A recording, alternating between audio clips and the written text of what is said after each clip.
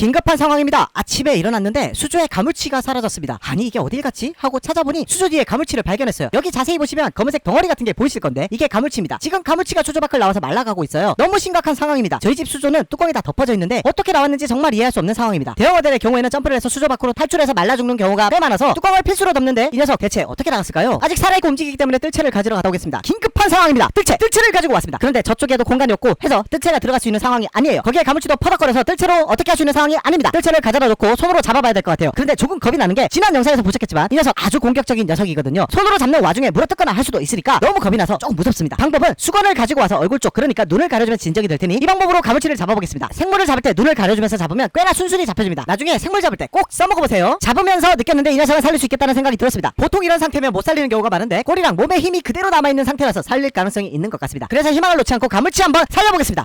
디스커버리 채널 구독과 좋아요 부탁해요. 지금 통에 넣었는데 지금 보시면 알겠지만 힘이 하나도 없습니다. 아직 살아있고 완전히 말라버린 것은 아닌 것 같습니다. 움직임이 있잖아요. 하지만 안심할 수가 없는 게 지금 몸을 보면 점액이 안 나올 정도로 몸이 거의 다 마른 상태입니다. 습도가 있는 데서 5일 이상 살 수가 있지만 지금 상태라면 몇 시간 안에 죽을 수도 있어요. 당장 물을 부어서 조치를 해줘야 될 것 같습니다. 일단 물은 수돗물을 쓰셔도 되고 쓰시던 물을 쓰셔도 되는데 저 같은 경우에는 수조에서 쓰던 물을 그대로 받아주기로 합니다. 그런데 영상을 보면서 느낀 건데 수조의 물의 온도가 지금 가물치에게는 꽤 뜨거운 물이었을 거라 생각이 드네요. 가물치가 있던 바닥의 온도가 12도, 수조의 물이 26도인데 저 때는 30도까지 올라간 상황이라서 꽤 차이가 났을 것 같습니다. 물을 받은 후의 상태를 보시면 지금 가물치가 뒤집어지는 것을 볼 수 있으실 겁니다. 이 가물치 지금 정상이 아니에요. 지금 이 상태로 그냥 놔두면 호흡을 못하고 죽게 됩니다. 지금 아가미를 보시면 이 아가미가 전혀 움직이지 않고 아가미 옆에 지느러미도 젖고 있는 걸 볼 수 있습니다. 죽은 척하는 게 아니라 죽어가는 겁니다. 이럴 때는 정상적으로 몸을 가눌 수 있게 해줘야 됩니다. 몸을 가눌 수 있게 하는 방법은 지금 보시는 것처럼 수위를 낮춰주는 거예요. 수위는 가물치 몸 아래까지 아가미만 잠길 때까지만 낮춰주는 겁니다. 이렇게 수위를 낮춰주는 이유는 가물치는 수면 호흡을 하기 때문에 수위가 높으면 오히려 익사할 수도 있어요. 더욱이 지금처럼 뒤집어지는 상태라면 수위를 낮게 유지해주는 게 핵심입니다. 지금 보시면 몸이 아까랑 다르게 정상적인 상태로 서 있는 걸 보실 수 있으실 거예요. 이렇게 해주는 게 상당히 중요합니다. 이런 가물치류의 대형어의 경우에는 내진탕이 오거나 해서 뒤집어지면 그대로 물고기 주제에 익사해서 죽어버리는 상황이 생깁니다. 이런 상황을 방지해주려면 몸을 정상적으로 돌려주는 게 가장 중요합니다. 만약에 수위를 낮췄는데도 몸이 자꾸 뒤집어지면 돌이나 유목 같은 걸로 옆으로 돌아가지 않게 받쳐주는 것도 하나의 방법일 수 있습니다. 지금 상태를 보시면 여전히 뒤집어지는 걸 볼 수 있습니다. 이 상태가 조금 지속될 것 같아요. 시간이 조금 지나봐야 알 것 같습니다. 몸이 계속 돌아가니까 아까 설명한 대로 돌을 받쳐줄까 하다가 일단 물을 조금 더 빼고 기포기를 통해서 물을 순환시켜 주었습니다. 그리고 약간의 소금을 타줘서 삼투압 조절이 원활하도록 만들어 줬어요. 물고기 상태가 안 좋을 때 꿀팁은 소금을 넣어주면 삼투압을 위해 사용하던 체력을 조금이나마 치료나 회복으로 돌려서 사용할 수 있어서 소금은 물고기 회복에 도움을 주는 아주 좋은 아이템입니다.